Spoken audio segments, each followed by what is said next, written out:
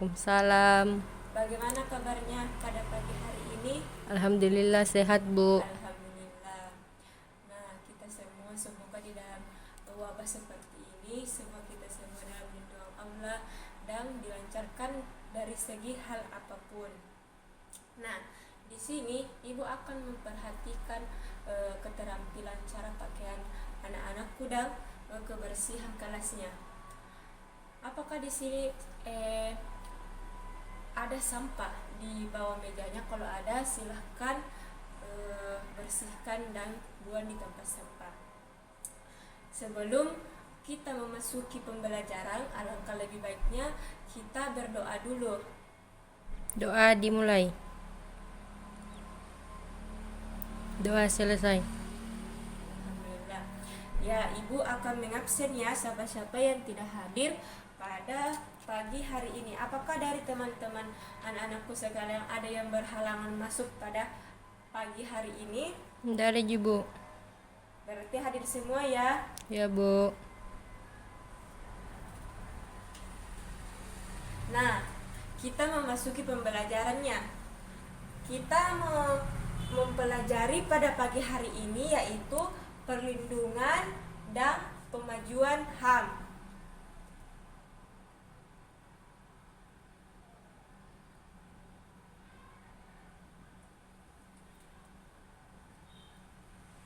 Di sini Ibu akan menjelaskan apa itu perlindungan dan pemajuan HAM. Yang pertama itu yang dimaksud dengan perlindungan dan pemajuan HAM ialah segala bentuk usaha dan upaya guna memperkuat sistem perlindungan HAM, baik yang dilakukan pemerintahan maupun masyarakat. Apakah dari anak-anakku sekalian ada yang tahu apa itu pemajuan? Kemajuan dalam perlindungan HAM di Indonesia sendiri bisa dibilang cukup pesat. Ya, betul. Saya tambahkan, pemajuan dalam perlindungan HAM di Indonesia sendiri bisa dibilang cukup pesat, yang tadi anak-anakku sebutkan. Nah, kebenarannya sendiri sangat positif bagi kehidupan masyarakat di Indonesia, terutama bagi anak-anak maupun wanita.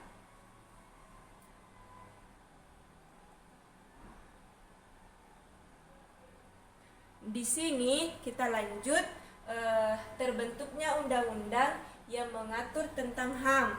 Di sini Ibu hanya 3 yang dicantumkan di PowerPoint.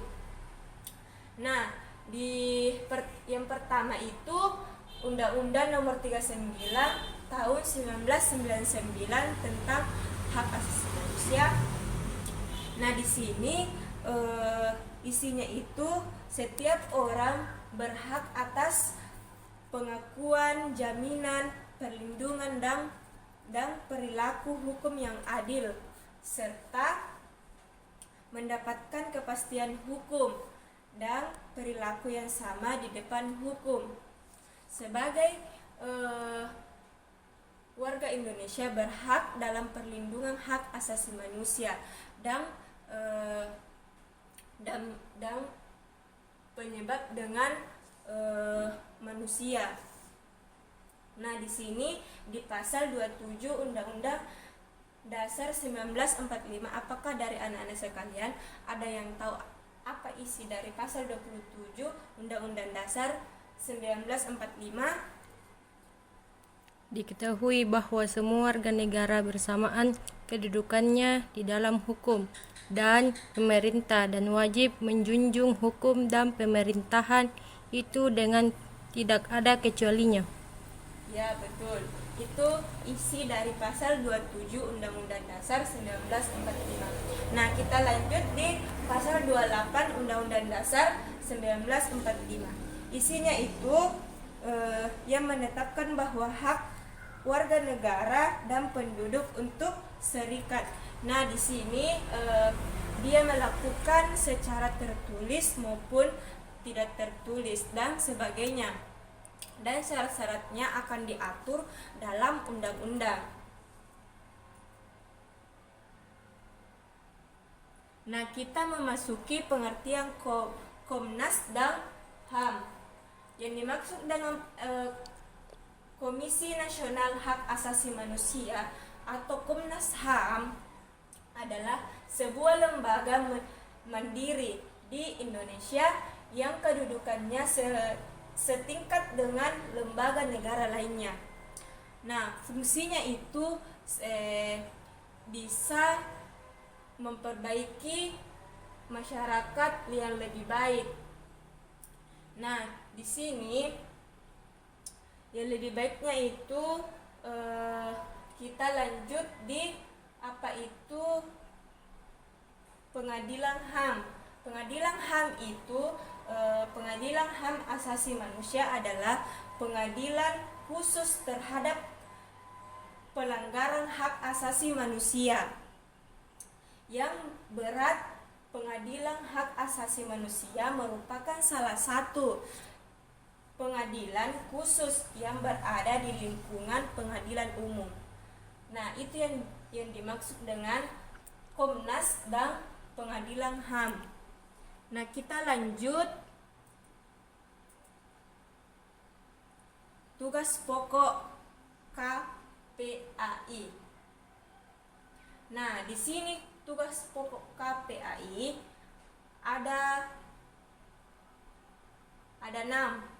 Yang pertama, melakukan mewaskan terhadap pelaksanaan perlindungan dan penentuan hak asasi. Yang kedua, memberikan masukan dan usulan dalam perumusan kebijakan tentang penyelenggaraan perlindungan anak. Yang ketiga, mengumpulkan data dan informasi mengenai perlindungan anak. Yang keempat, menerima dan melakukan pelemahan atas pengaduan masyarakat mengenai pelanggaran HAM anak. Yang kelima, melakukan mediasi atas sengketa pelanggaran HAM anak. Yang keenam, melakukan kerjasama dengan lembaga yang dibentuk di masyarakat di bidang perlindungan anak. Itu yang dimaksud dengan tugas pokok KPAI. Nah, kita lanjut di sini Komisi Nasional Anti Kekerasan Terhadap Perempuan. Komisi Nasional Anti Kekerasan Terhadap Perempuan adalah lembaga negara yang independen untuk menegakkan hak asasi manusia. Komnas Perempuan dibentuk melalui keputusan Presiden nomor 181 tahun 1998. Pada tanggal 9 Oktober 1998 yang diperkuat dengan peraturan Presiden nomor 65 tahun 2005. Nah, di sini kita mengetahui tugas dan fungsi Komisi Nasional Anti Kekerasan Terhadap Perempuan. Nah, kan di sini di Indonesia masih banyak terkena anti kekerasan perempuan. Tugasnya di sini ada 3, yaitu mengembangkan kondisi ideal yang bebas dari tindakan. Yang kedua, menegakkan HAM perempuan Indonesia. Yang ketiga, melakukan upaya penanggulangan serta pencegahan atas tindakan kekerasan atas perempuan di Indonesia. Nah, di sini ada pula fungsinya. Fungsinya itu ada 2, yaitu meningkatkan upaya pencegahan terhadap kekerasan pada perempuan. Yang kedua, mendorong meningkatkan kesadaran masyarakat umum perihal tindakan kekerasan terhadap perempuan. Di sini di Indonesia masih banyak perempuan-perempuan yang terkena dengan anti kekerasan perempuan.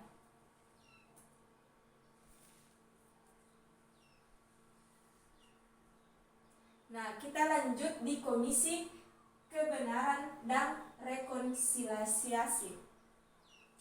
Komisi Kebenaran Rekonsiliasi adalah sebuah komisi yang ditugasi untuk menemukan dan mengungkapkan pelanggaran-pelanggaran yang dilakukan pada masa lampau oleh suatu pemerintahan dengan harapan menyelesaikan konflik yang tertinggi dari masa lalu atau lampau dengan berbagai nama, yaitu komisi ini kadang-kadang dibentuk oleh negara-negara yang muncul dari masa-masa pergolakan internal, perang saudara atau pemerintahan di kuat.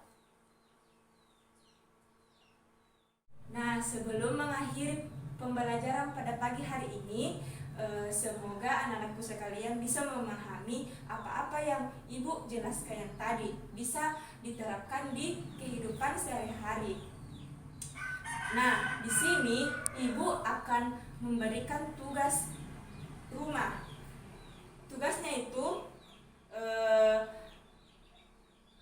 memberi apa-apa yang kalian, anak-anakku sekalian, dapatkan, pahami yang Ibu jelaskan tadi sebagai tugas individu. Nah, sekian dan terima kasih. Assalamualaikum warahmatullahi wabarakatuh.